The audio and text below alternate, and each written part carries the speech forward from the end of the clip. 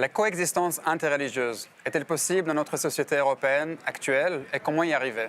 On vous parle depuis le Parlement européen à Bruxelles avec un panel de leaders politiques, culturels et religieux. Des leaders qui avancent, chacun à leur façon et dans leur domaine, cette idée avant-garde de religion, de la tolérance et de l'acceptation plutôt que celle du conflit ou de l'exclusion. On a le grand honneur d'accueillir ici au Parlement Jan Olbricht, eurodéputé polonais et vice-président du programme de dialogue interculturel du groupe PPE, Hassen Chalgoumi, imam et président de l'Association culturelle des musulmans de Drancy, ainsi que auteur de Libérons l'islam de l'islamisme, Monsieur Marek Alter. Marek Alter, écrivain français d'origine juive polonaise et auteur du roman La Juive de Shanghai, ainsi que notre rabbin Avi Tawil, directeur du Centre communautaire juif européen et du programme de l'initiative juive de dialogue interculturel, dialogue et diversité. Et nous-mêmes, vos modérateurs, moi-même Dan Sobowitz et ma collègue Leila Mansouri. Et je voudrais commencer avec vous, monsieur l'eurodéputé. D'abord, merci de nous avoir accueillis et recevoir ici au Parlement européen. Mais je voudrais vous demander quel est le rôle de l'Europe, quel est le rôle du Parlement, de votre parti politique dans cet enjeu, dans ces défis de dialogue interreligieux. Premièrement, je voudrais remercier pour l'invitation, pour ce débat très important. Je crois que c'est avec les représentants du monde culturel, mais aussi le religieux. Pour nous, c'est assez normal, c'est-à-dire nous, comme le groupe politique avec les racines démocrates chrétiens, pour nous, c'est normal de voir les églises, mais aussi les communautés religieuses, comme un acteur très, très important dans la vie sociale, économique, politique, etc. On ne peut pas négliger ça. Ça c'est la réalité. C'est pour ça qu'il nous faut vraiment le dialogue avec les églises, avec les communautés religieuses. Le dialogue, ce n'est pas le dialogue théologique. C'est le dialogue autour des problèmes qui sont importants pour nous, pour les hommes politiques. Avec les religions et entre les religions. Oui. Bon, c'est avec les religions de discuter les problèmes comme l'immigration, c'est l'intégration, c'est question de persécution, de la tolérance ou la vie sans tolérance. Alors ça, c'est important pour nous. Alors, c'est notre obligation, je crois. C'est ce que on doit faire ici. Nous avons la tradition de ce dialogue, mais le dialogue, c'est toujours l'ouverture. C'est-à-dire, si on veut vraiment de coopérer, d'être le partenaire, il faut commencer avec le dialogue. Mais avec le dialogue, il faut confirmer qu'on ne sait pas tout. C'est-à-dire, on cherche quelqu'un, on cherche le partenaire de savoir mieux, c'est-à-dire de comprendre mieux. Ça c'est le dialogue. Si on sait tout, on n'a pas besoin de le partenaire, parce que c'est juste l'échange de vues.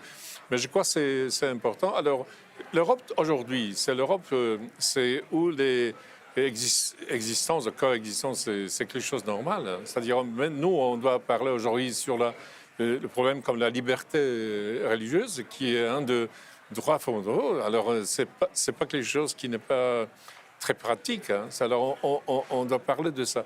Et on n'aime pas tellement l'expression que vous avez utilisée, la tolérance.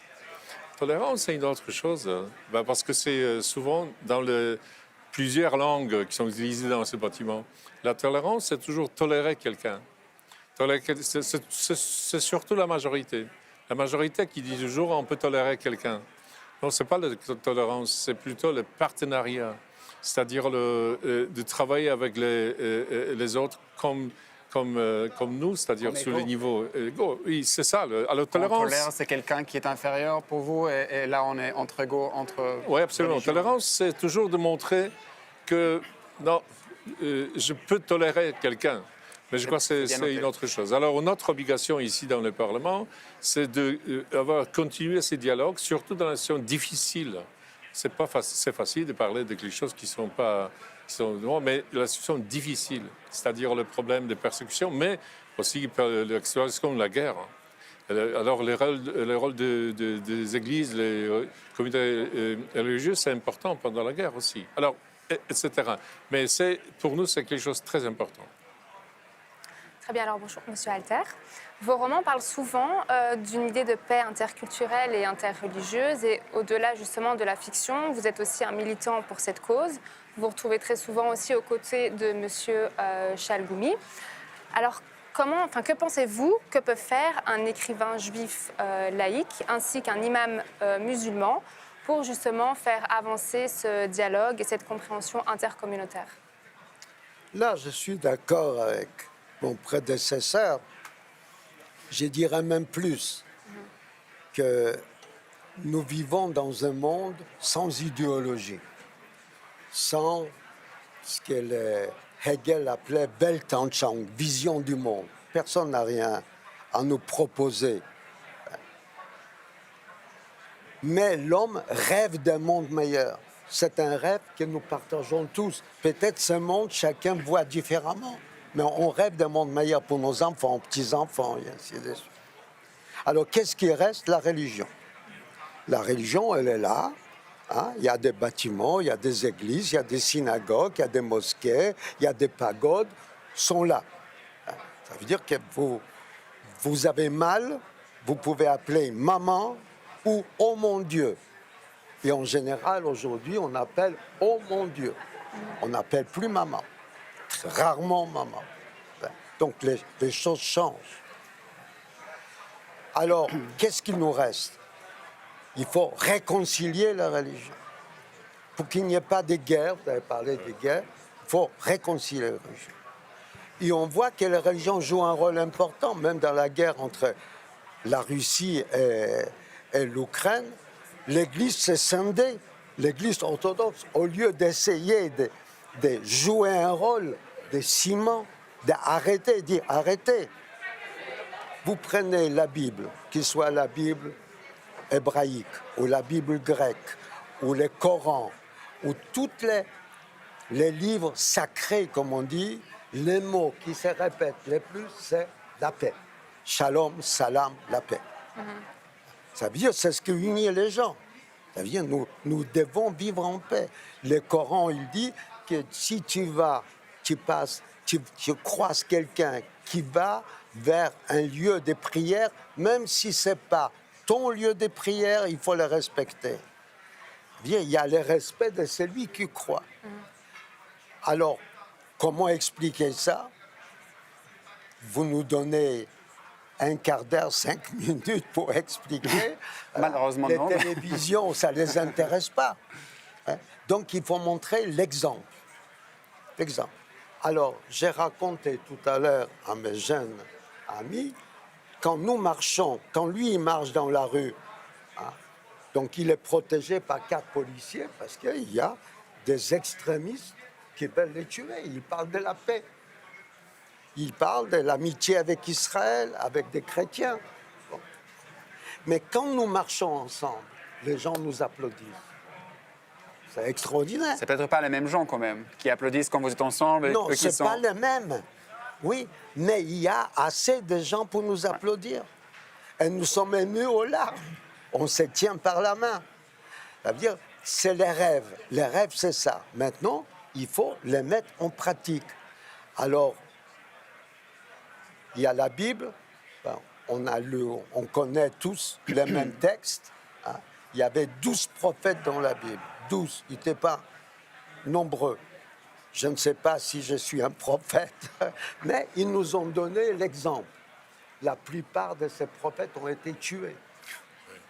Les prophètes modernes comme Martin Luther King, comme Gandhi, etc., ils étaient tués. Les gens ne supportent pas la vérité droite en face, par des gens exemplaires. Les gens qui ne s'enrichissent pas, qui ne profitent pas des systèmes, qui tout simplement parlent, disent ce qu'ils ont à dire, et tout le monde peut y adhérer. Tout le monde, quelle que soit sa religion, son appartenance ethnique ou culturelle. C'est ça ce que nous devons faire. Nous ne le faisons pas assez. Face aux hommes politiques, il faut, nous, on a fait une marche, je termine parce que je sais, hein, on a fait une marche des musulmans contre le terrorisme. On a fait le tour de toute l'Europe, partout où les musulmans ont tué. au nom de l'islam, pour montrer que ce n'est pas l'islam qui demande de tuer. Ils étaient tous habillés, parce que vous connaissez cette expression, c'est l'habit qui fait le moine, qui fait l'imam aussi, qui fait le rabbin. Sans la kippa, on ne saura pas qu'il était que le rabbin. Il faut montrer ce qu'on est. Et c'est extraordinaire, les gens nous applaudissaient. Et partout, on est arrivé à Berlin, Angela Merkel nous attendait. On est arrivé le 14 juillet, c'était à Paris. On est rentré avec notre bus dans l'Élysée où le couple présidentiel nous attendait. Ça veut dire que quand on parle clairement, quand on a une revendication claire, non pas partisane, mais humaine, je ne dis pas humaniste, parce que tout le monde s'est dit humaniste. Humaine, ça oblige les hommes politiques d'écouter. Pas s'exécuter, mais écouter. Monsieur l'imam, dans votre livre, vous parlez de l'islam, d'ouverture, de lumière, de, je ne vais pas dire tolérance, mais partenariat avec tout le monde. Et Monsieur Alter vient de nous dire que la religion engraine déjà cette idée de la paix. Est-ce que pour vous, c'est un nouvel islam qui vous adaptez au 21e siècle et à nos valeurs européennes, ou est-ce qu'il s'agit des racines pures de l'islam que vous faites dévoiler? Merci de l'invitation.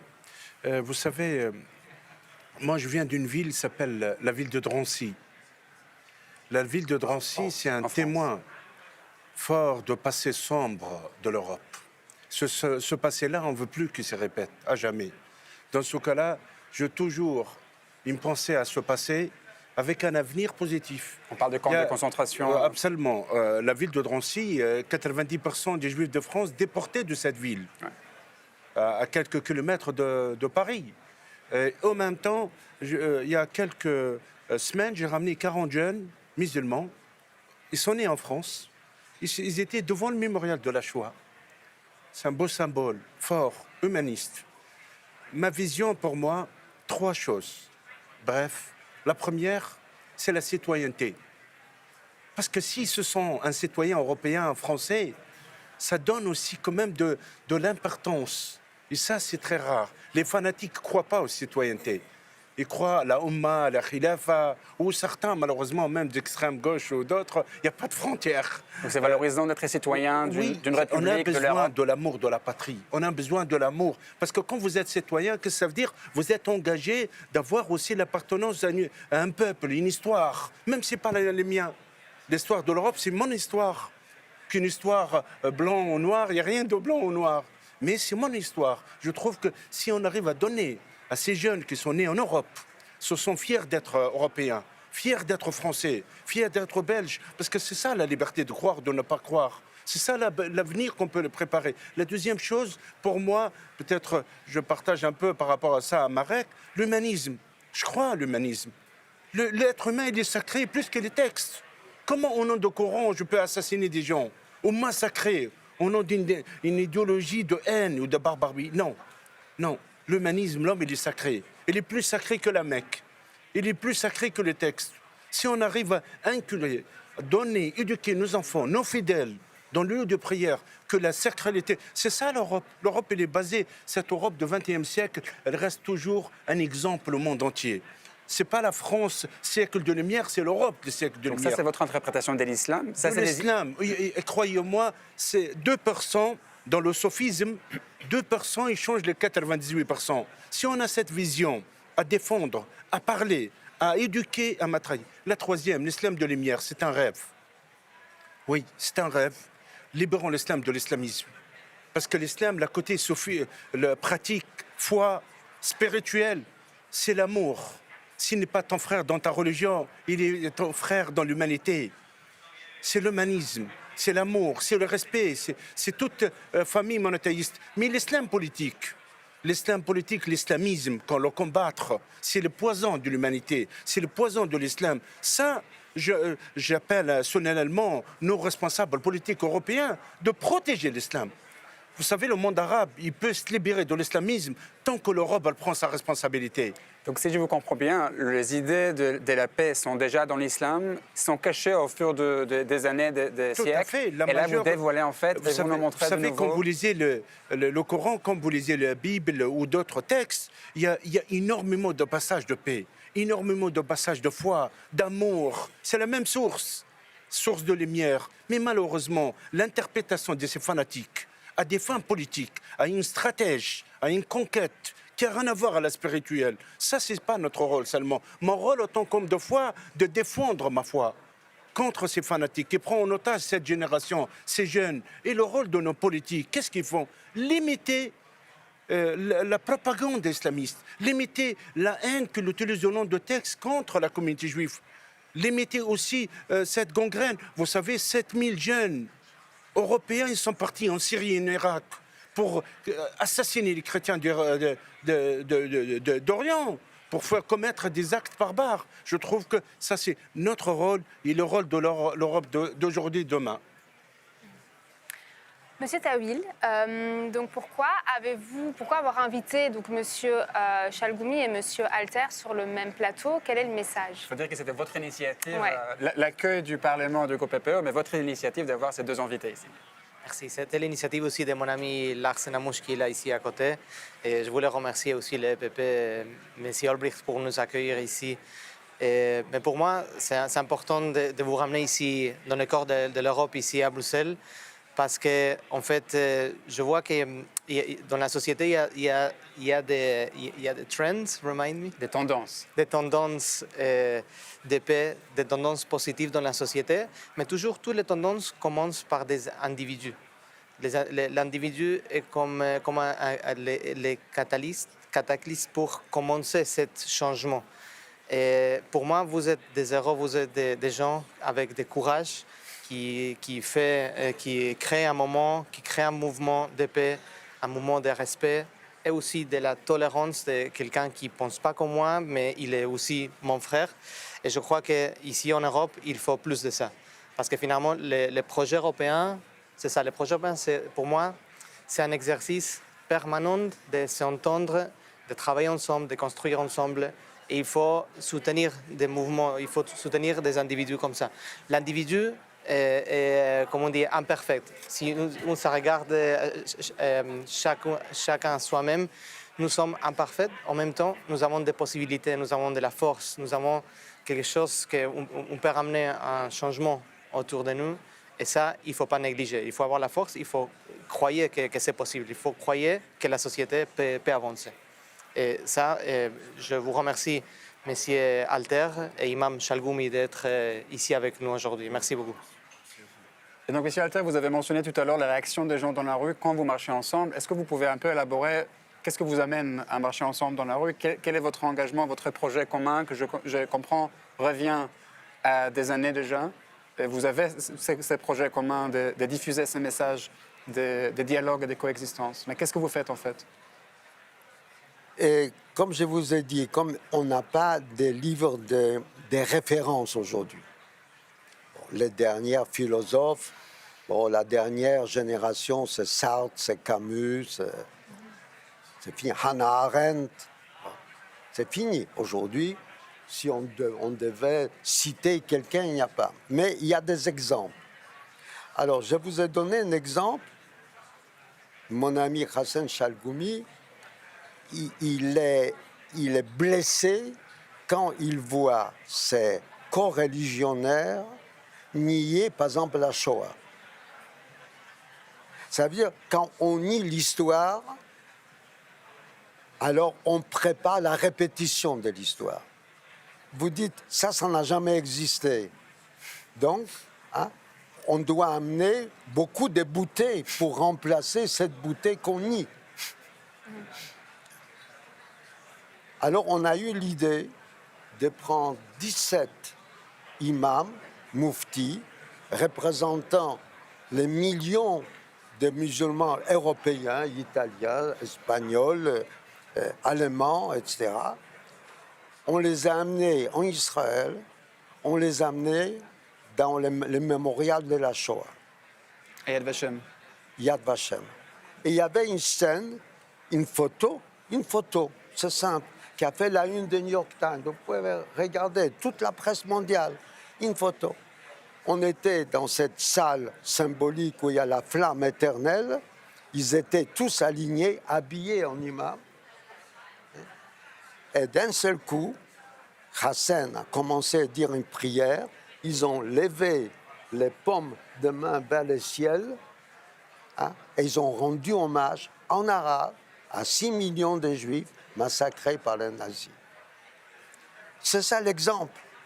Et je suis persuadé, vous m'avez dit que vous avez des frissons quand vous avez entendu ça, qu'il y a des millions d'individus que nous ont vus à la télévision ont eu ces frissons. On ne peut pas inventer tous les jours des actions parce qu'on ne nous donnera pas les 3 minutes de télévision. Mais on peut les faire. Nous préparons maintenant, par exemple, nous avons réuni avec Hassan, et c'était son idée, des représentants de toutes les religions, orthodoxes, grecs, russes, ukrainiens, catholiques, protestants, bouddhistes, juifs, bien sûr, musulmans. Athée. Et athées, tout à fait. Et on a dit, qu'est-ce qu'on fait pour arrêter la guerre entre les Ukrainiens et les Russes? Moi, je parle russe et l'ukrainien. Pendant la guerre, c'est là où je me suis réfugié. Ils m'ont sauvé la vie. Donc, je vois, l'ONU annonce plus de 250 000 morts. C'est de la folie. Donc, et qu'est-ce qu'ils font les religions?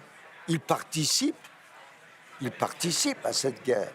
Or, ils peuvent arrêter. Alors, qu'est-ce qu'on s'est dit? On va prendre une flottille, on va louer 5 bateaux avec des grandes banderoles en ukrainien, en russe, en français, en anglais. On est en train de voir avec Erdogan pour nous laisser passer le Bosphore. On va rentrer dans la mer Noire et on va prendre la route d'Odessa. On va nous arrêter, c'est pas grave. Mais le monde entier, grâce aux caméras de télévision, verront ces religieux parlant les différentes langues, lisant différents textes, mais tous se référant à un Dieu un, selon le quoi. Le but, ce n'est pas d'arrêter la guerre. Le but, c'est de diffuser le message, en fait, de ce qui est possible. Voilà, c'est montrer qu'il y a une autre voie réglée que la mort de l'un ou l'autre. Monsieur l'imam, on est vers la fin, mais Monsieur Alter nous a expliqué le message que vous portez vers l'extérieur, mais vous avez une mission encore peut-être plus complexe parce qu'il y a un message vers votre propre communauté musulmane et un autre message, c'est similaire, mais un autre message vers le reste du monde, les autres communautés. C'est pas facile d'être dans votre position aujourd'hui. Malheureusement, oui, je paye un prix très lourd. Au niveau d'une minorité, menace de mort, il y a un prix cher. Mais ce prix, je veux vous dire une chose, il y a 15 ans, quand je pars en Israël officiellement, aujourd'hui, je pars à Dubaï, 14 vols, ils partent de Dubaï vers Tel Aviv. Voilà, mon rêve, il se réalise. D'ici 10-15 ans, peut-être mon rêve d'avoir un islam de lumière en Europe, c'est mon rêve. Ça va venir. Mais à ma communauté, je le dis, surtout la jeunesse qui sont née en Europe, allez ailleurs, visitez ailleurs. Allez en Afrique, en Asie, allez dans la terre aussi, même terre d'islam. Et vous allez trouver, il y a une différence énorme. Vous avez la chance d'être européen. Ils vous suivent? J'espère. Il y en a beaucoup à la raison. Vous savez, croyez-moi, il y en a qui sont partis en Israël et commencent à pleurer. Ils m'ont dit, on n'a pas une idée sur la société israélienne. Et comme ça, il y en a, ils partent dans sa terre. Quand ils disent « Vive la France », heureusement, je suis français. Ils connaissent cette liberté de croire, de ne pas croire, la liberté de la croyance, la protection, l'égalité entre les citoyens, elle n'existe pas ailleurs. C'est l'Europe, c'est un modèle. Moi, je le crois, je le défends. Là, autant que citoyen européen, en tant qu'homme de foi aussi. Parce que quand je trouve... Mais malheureusement, il ne faut pas qu'on tombe dans la piège des islamistes, c'est de nous diviser. Non, non, c'est ça leur rêve, de détruire l'Europe. Ce modèle, ce n'est pas un bon modèle. Il faut le détruire. Il faut le mettre un contre l'autre, pas un à côté de l'autre. Et deuxièmement aussi, l'extrême politique aussi. Votre politique de la paix, elle nous ramène jusqu'à où? Oui, votre politique d'interdire l'abattage rituel, d'interdire telle chose, c'est pas bon ça aussi. Restons modèles en protégeant aussi nos valeurs et on travaille ensemble. Parce que l'Europe, c'est un modèle. Il restera toujours dans l'histoire et dans l'esprit des autres. Monsieur Tawil, est-ce que vous vous sentez, on va dire, épaulé par des membres de la communauté juive dans votre combat, dans cette lignée donc, de volonté vers la paix? Ou bien est-ce que vous vous retrouvez un petit peu seul ou isolé? Oui, je crois que les mentalités changent. Je crois que tout le monde est en train de suivre une évolution permanente. Et je crois que ça fait 10, 15 ans, les idées étaient beaucoup plus, comme on dit, isolées. Aujourd'hui, je crois qu'on comprend, on comprend les bénéfices, pas les bénéfices, comme on dit, l'avantage de construire ensemble, de parler avec l'autre, d'avoir l'empathie de chaque groupe. Et je crois que si avant c'était un peu controversial de faire plus de dialogue interculturel, aujourd'hui, je crois que c'est plus à la mode, si je veux parler. Ok, malheureusement, nous devons conclure ce débat fascinant maintenant. Permettez-moi de remercier de nouveau à nos intervenants, Monsieur l'eurodéputé, Monsieur Jan Olbricht, l'imam Hassan Chalgoumi, l'écrivain Marek Alter et le rabbin Avi Tawil.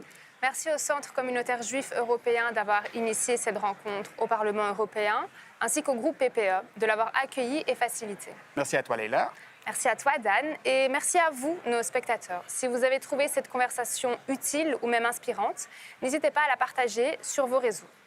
Tout à fait, c'est notre devoir à nous tous de montrer que la tolérance est possible, nécessaire et souhaitable, qu'elle soit laïque ou religieuse. À bientôt.